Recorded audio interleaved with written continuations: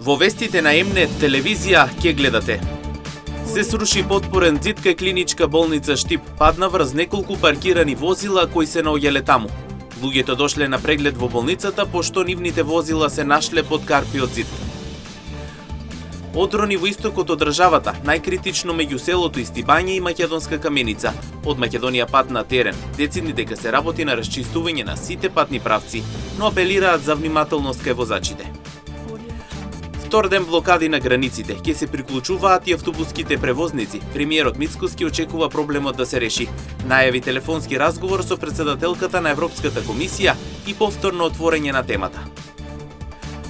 Продадени 330 станови во Штип изминатата 2025 година. Најголем интерес има за нова градба, односно 65%. Податоците покажуваат дека цената на становите е околу 1300 евра за метар квадратен. Со вестите почнуваме веднаш по рекламите. Останете со нас.